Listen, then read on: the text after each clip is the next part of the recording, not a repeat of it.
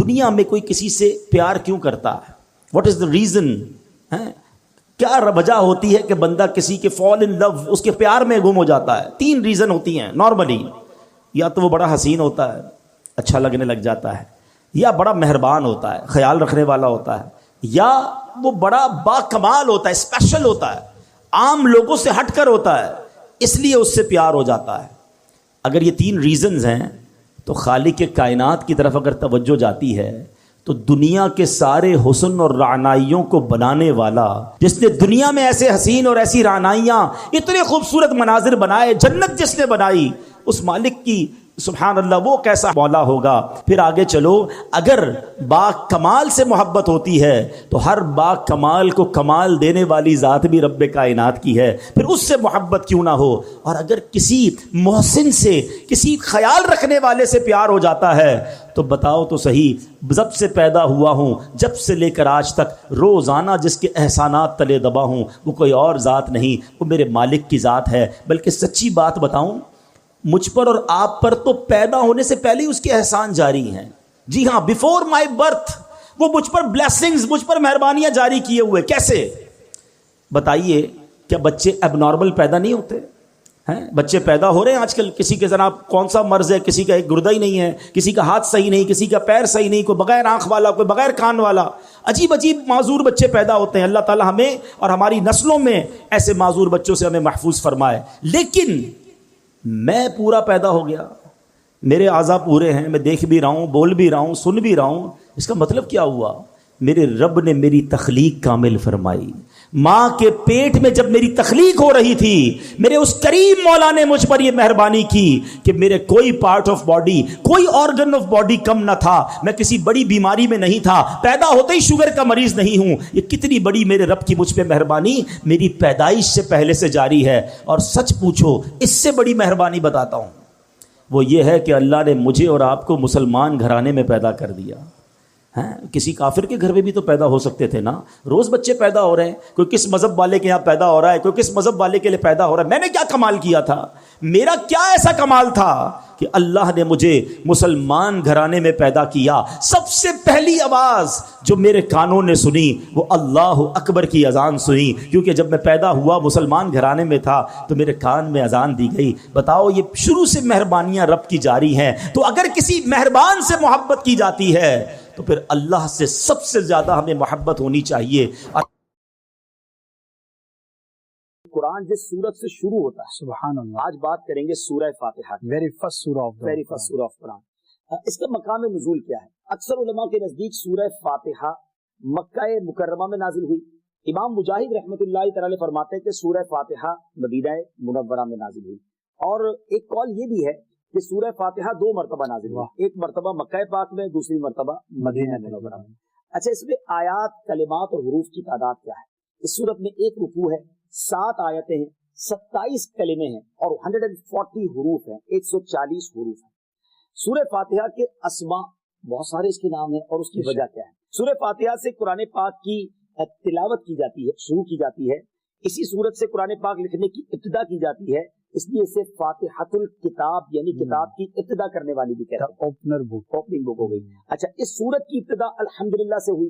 اسی مناسبت سے اسے سورہ حمد یعنی وہ سورت جس میں اللہ تعالیٰ کی حمد بیان کی گئی، یہ بھی کہتے ہیں. سورہ فاتحہ قرآن پاک کی اصل ہے، اس بنا پر اسے ام القرآن اور ام الکتاب بھی کہتے ہیں. کیا بات ہے!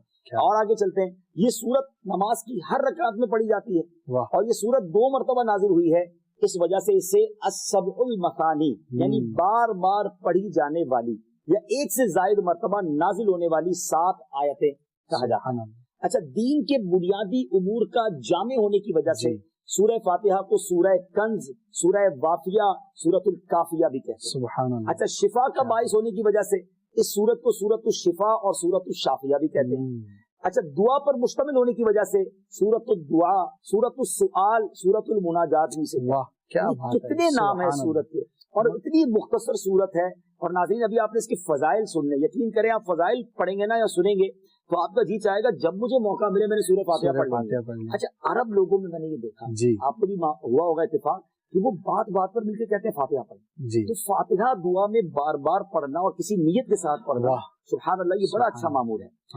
اب چند میں ایک دو حدیثیں بھی سنا دیتا ہوں تاکہ مزید سورہ فاتحہ کے فضائل، بلیسنگز پتہ چل جائیں. پہلی حدیث ہے بخاری شریف کی. سبحان اللہ. حضرت ابو سعید بن معلہ رضی اللہ عنہ فرماتے ہیں میں نماز پڑھ رہا تھا تو مجھے نبی پاک علیہ الصلوۃ والسلام نے بلایا، لیکن میں نے جواب نہ دیا. جب نماز سے فارغ ہو کر پیارے آقا علیہ الصلوۃ والسلام کی خدمت میں حاضر ہوا تو میں نے عرض کی یا رسول اللہ صلی اللہ علیہ وسلم، میں نماز پڑھ رہا ہوں. پیارے آقا علیہ الصلوۃ والسلام نے فرمایا کیا اللہ تعالیٰ نے یہ نہیں فرمایا استجیبوا للہ وللرسول اذا دعاکم، اللہ اور اس کے رسول کی بارگاہ میں حاضر ہو جاؤ جب وہ تمہیں بلائیں. پھر ارشاد فرمایا کیا میں تمہیں تمہارے مسجد سے نکلنے سے پہلے قرآن کریم کی سب سے عظیم سورت نہ سکھا دوں؟ سب سے عظیم سورت. پھر آپ علیہ الصلوۃ والسلام نے میرا ہاتھ پکڑ لیا. جب ہم نے نکلنے کا ارادہ کیا تو میں نے عرض کی حضور آپ نے کچھ فرمایا تھا تو کہ میں ضرور تمہیں قرآن مجید کی سب سے عظمت والی سورت سکھاؤں گا. تو نبی پاک نے فرمایا وہ سورت الحمدللہ رب العالمین ہے، یہی 7 مثانی اور قرآن عظیم ہے جو مجھے عطا فرمائی. یہ قرآن کی عظیم ترین سورت میرے آقا علیہ الصلوۃ والسلام نے فرمایا. بہرحال اس کے بہت سارے فضائل ہیں. جو لوگ بیمار ہیں، پریشان ہیں، ذرا غور سے سنیے. نبی پاک فرماتے ہیں کہ سورہ فاتحہ ہر مرض کے لیے شفا. اب سورہ فاتحہ پڑھ کے کسی مریض پہ دم کر دیں، اپنے اوپر دم کر دیں، مریض خود پڑھ لے، پانی پہ دم کر کے پی لیں تو انشاءاللہ امراض سے اس میں شفا ہے. ٹاپکس بہت سارے ہیں اس کے، ایک دو عرض کر دیتا ہوں. اس سورت میں اللہ تعالیٰ کی حمد و ثنا کا بیان ہے، اللہ تعالیٰ کے رب ہونے، اس کے رحمان الرحیم ہونے، نیز مخلوق کے مرنے کے بعد دوبارہ زندہ کیے جانے اور قیامت کے دن ان کے اعمال کی جزا ملنے کا ذکر ہے. صرف اللہ تعالیٰ کے عبادت کے مستحق ہونے اور اسی کے حقیقی مددگار ہونے کا تذکرہ. تو ماشاءاللہ سورہ فاتحہ کی کیا بات ہے. میں بھی نیت کروں اور آپ بھی نیت کریں کہ جب جب موقع ملے گا، میرا خیال ہے 2 منٹ لگتے ہیں بالکل فاتحہ پڑھنے میں، آسانی سے پڑھ سکتے ہیں، یاد بھی ہوتی ہے، بچے کو یاد ہوتی ہے تو کیوں نہ اس کا ورد کرتے رہا. سبحان اللہ. مجھے اپنی اور ساری دنیا کے لوگوں کی اصلاح کی کوشش کرنی ہے انشاءاللہ عز و جل. حدیث قدسی ہے کہ جب میں اپنے کسی بندے کے بدن یا اس کے مال یا اس کی اولاد کی طرف کوئی سختی بھیجوں پھر وہ صبر جمیل کے ساتھ اس کا استقبال کرے تو قیامت کے دن مجھے اس سے حیا آئے گی کہ میں اس کے لیے میزان قائم کروں یا اس کا نامہ اعمال کھولوں. اللہ فرما رہا ہے مجھے حیا آئے گی کہ اپنے بندے سے اب کیا حساب لوں. جب آزمائش بھیجی تھی تو اس نے صبر کیا تھا، اس نے شکوہ نہیں کیا تھا. خدا کی قسم میں آپ سے پوچھتا ہوں میرا کوئی نقصان ہو جائے اور قیامت کے دن میرا نامہ اعمال نہ کھولا جائے، مجھے اللہ کی بارگاہ میں حساب نہ دینا پڑے، مجھے بتاؤ یہ دنیا کے حساب نقصان کی کیا حیثیت ہے اگر ادھر بخشا جائے. سنو تو صحیح، رب فرما رہا ہے کہ مجھے حیا آتی ہے کہ اس کے لیے میزان قائم کروں یا اس کا نامہ اعمال کھولوں. ارے یہ ساری دنیا کی دولت، یہ ساری دنیا کی آسائشیں ایک طرف، اگر قیامت کے دن حساب کتاب میں آسانی مل جائے، اللہ بلا حساب جنت میں داخل کر دے، اس سے بڑھ کر کوئی نعمت نہیں. مگر آج افسوس یہ ہوتا ہے کہ اگر کسی پر امتحان آتا ہے وہ اس امتحان میں فیل ہو جاتا ہے. اس حدیث میں ایک لفظ استعمال ہوا صبر جمیل کے ساتھ. اب یہ بھی بڑا مسئلہ ہے کہ لوگوں کو یہی نہیں پتا کہ صبر جمیل ہے کیا. لوگ کہتے تو بہت ہیں اللہ پاک آپ کو صبر جمیل عطا فرمائے. اب اس سے پوچھو بھائی صبر جمیل کی تعریف کیا ہے تو پھر تعریف نہیں پتا ہوتی. یہ کسی جمیل بھائی کا صبر نہیں ہے کہ جس کو صبر جمیل کہا جاتا ہے. صبر جمیل کی تعریف سمجھو. علماء کہتے ہیں کسی مصیبت زدہ اور غیر مصیبت زدہ کو برابر میں دیکھو مگر دونوں میں کوئی فرق نظر نہ آئے. یعنی چہرہ بھی نہ بتائے کہ وہ کسی مشکل میں ہے، اس کی عادتیں بھی نہ بتائیں کہ وہ کسی پرابلم میں ہے، یعنی اس کو دیکھ کر پتہ ہی نہ چلے کہ وہ بڑی مشکل میں ہے. فرمایا یہ ہے صبر جمیل. مگر آج ہمارا حال یہ ہے، ہمارا چہرہ بتا دیتا ہے بھائی خیر تو ہے، بڑی ٹینشن میں ہو، ہاں یار کیا کروں بس موبائل ٹوٹ گیا، ارے بھائی بڑی چہرے پہ بڑی ہوائیاں اڑ رہی ہیں، بس کیا کروں جناب آج 5000 روپے کھو گئے. 5000 روپے کھو جائیں، چھوٹا سا نقصان ہو جائے، ہمارا چہرہ بتا دیتا ہے کہ ہمارے ساتھ کوئی معاملہ ہوا ہے. صبر جمیل یہ ہے کہ دیکھ کر کوئی پہچان ہی نہ سکے کہ یہ بندہ کتنی مشکل میں ہے، چاہے اندر کتنی تکلیف میں ہو، دنیا والوں کو نہ بتائے کیونکہ وہ رب کا بندہ ہے، وہ اللہ کی بارگاہ میں فریاد کرے. یہ صبر جمیل ہے اور اللہ اسے ہم سب کو نصیب فرمائے. ایک بار دیکھ لے ساری زندگی ان کے حسن و جمال کے جلووں میں گم ہو جاتا ہے. جی ہاں وہ آقا جن کا آپ نے بھی اور میں نے بھی کلمہ پڑھا ہے صلی اللہ تعالیٰ علیہ وسلم، وہ دکھتے کیسے تھے، وہ نظر کیسے آتے تھے، ان کا حسن کیسا تھا۔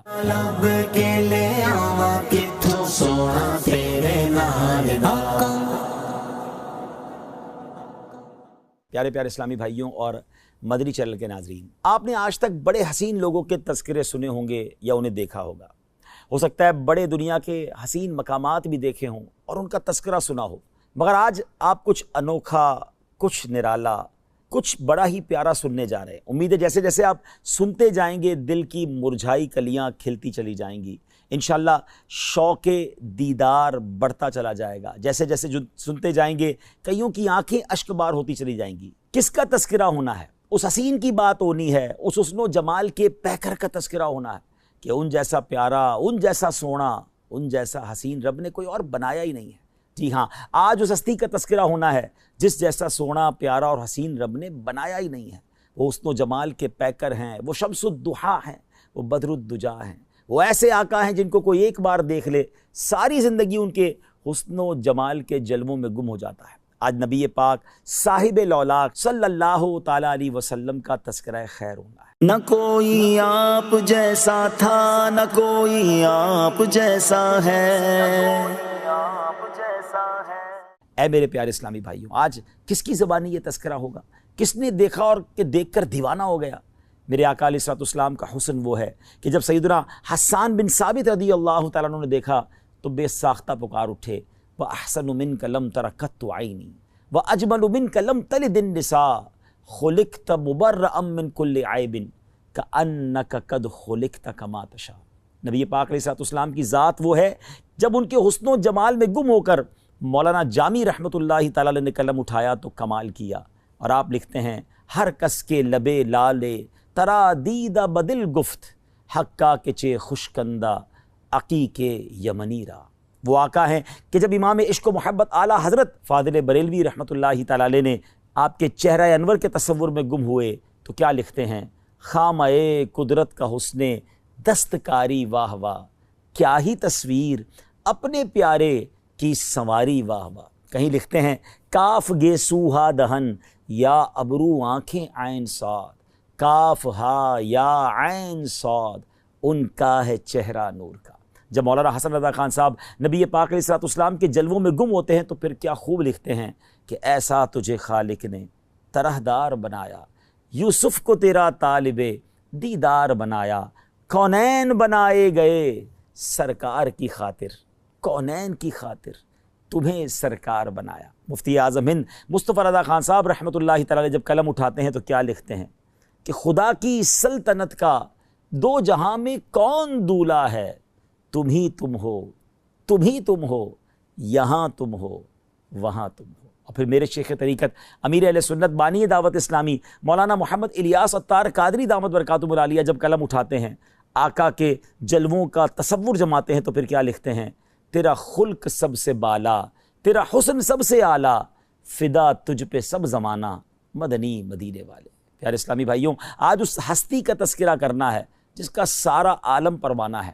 جبھی تو مفتی اعظم لکھتے ہیں نا، تو شم رسالت ہے عالم تیرا پروانہ، تو ماہ نبوت ہے اے جلوائے جانانا، اے جلوائے جانانا، اے جلوائے جانانا۔ آئیے اس جلوائے جانانا کا تذکرہ سنتے ہیں، اور کس کی زبانی؟ جی ہاں، اس ہستی کی کہ جس نے ایک بار دیدار کیا، پھر جن الفاظ کے ساتھ تعارف پیش کیا۔